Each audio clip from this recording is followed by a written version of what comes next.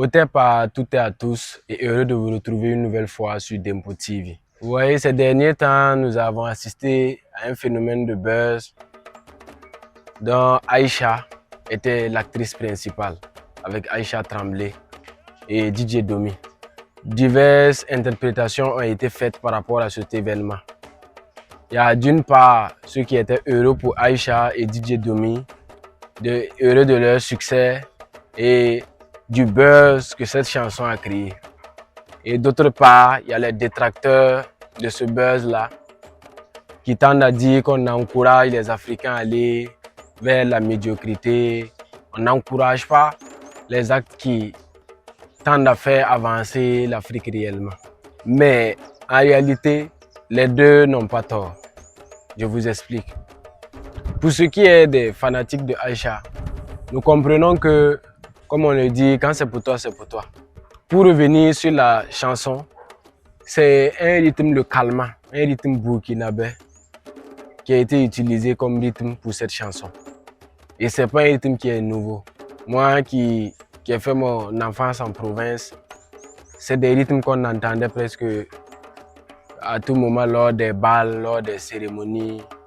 Et c'est les pas, tu peux savoir danser les pas urbains et tout, mais quand on met le calma, ça a une gesticulation particulière, ça a des pas de danse particuliers.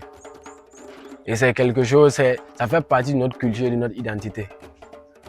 Et donc voir le calma briller à travers toute l'Afrique ne peut que faire du bien à notre culture. Et il y a l'artiste Bebeto Bongo qui a encouragé ça.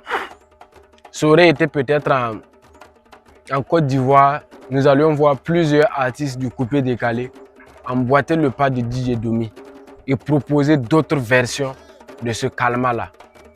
Ou je dirais peut-être d'autres versions de Aïcha Tremblay. Et on ne peut pas considérer cela comme étant du plagiat. Parce que le calma n'appartient pas à un burkinabé. C'est comme le coupé décalé.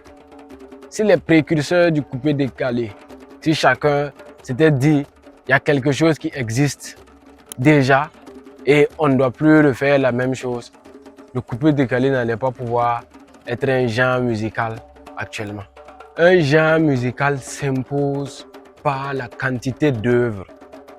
Quand on parle actuellement d'afrobeat, c'est parce qu'il y a eu des précurseurs, des Fela Kuti, des précurseurs qui ont fait beaucoup d'œuvres dans ce sens-là, dans ce style-là, pour promouvoir ce style-là. Et c'est à cause de ça que nous parlons de paradigme. Parce que quand tu connais ton paradigme, tu sais ce que tu dois mettre en valeur. Parce que nous avons des richesses culturelles. Maintenant, si nous-mêmes, nous ne prenons pas conscience de ces richesses-là, nous ne pouvons pas les valoriser, elles ne peuvent pas se valoriser toutes seules. C'est à nous d'abord de prendre conscience de nos richesses, de ce que nous avons et de valoriser ça maintenant. C'est comme ça. C'est comme ça.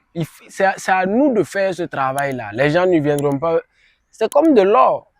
Tu peux avoir de l'or qui est déposé. Si tu ne sais pas que c'est de l'or, tu ne prendras pas ça au sérieux. Ce qui fait qu'en Afrique subsaharienne, les kouris étaient l'étalon de monnaie. C'était à cause de ça. Chez nous, notre sol est riche. Si c'était l'or, ça n'allait pas être précieux. Ce qui fait qu'on utilisait les kouris que nous, on n'avait pas du fait de l'enclavement de notre zone. Les kouris avaient une grande importance en Afrique subsaharienne.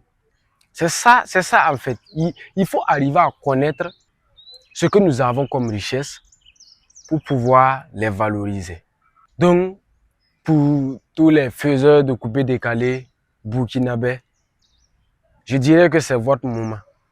Tous ceux qui sont inspirés sur du calma, ne laissez pas le buzz d'Aïcha se refroidir. Ceux qui peuvent envoyer d'autres versions du calma, c'est le moment. N'attendez pas encore que le buzz d'Aïcha s'éteigne ou n'ayez pas peur qu'on dise que c'est du plagiat. C'est comme ça. C'est pas du plagiat. C'est un genre. Et c'est à nous de répéter beaucoup, de faire beaucoup d'œuvres dans ce sens-là pour que ce genre-là puisse être favorisé.